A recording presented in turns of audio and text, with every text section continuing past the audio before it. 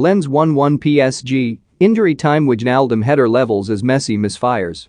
Jorginho Wijnaldum came to the rescue with a last-gasp goal as League One leaders Paris Saint-Germain salvaged a fortunate 1-1 draw at RC Lens on Saturday. The Dutch midfielder headed home 2 minutes into stoppage time to cancel out Seko Fofana's second-half opener and put PSG on 42 points from 17 games. Mauricio Pochettino's side, who once again looked severely short of ideas, lead second-placed Olympique de Marseille by 13 points after OM slumped to a 1-0 defeat at home against Stade Brestois earlier on Saturday. Lens, who missed several chances to wrap it up before Wijnaldum's equalizer, stayed fifth on 27 points. With Kylian Mbappé on the bench as Pochettino sought to rest a France forward, PSG had the first clear chance when Lionel Messi's curled shot struck the post in the 19th minute. But it was Lens who dominated, with opportunities through Jonathan Klaus and Arnaud Calamayuendo before the interval.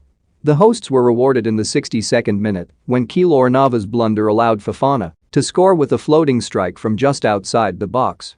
7 minutes later, Pereira da Costa's shot hit Navas's post before landing in the PSG keeper's arms as Lens continued to push.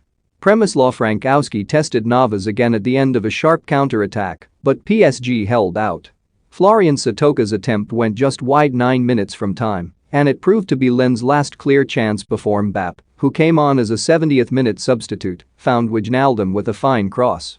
The Dutchman timed his jump to perfection to beat Jean-Louis Lica with a header that went into the top corner to give PSG their only satisfaction of the night.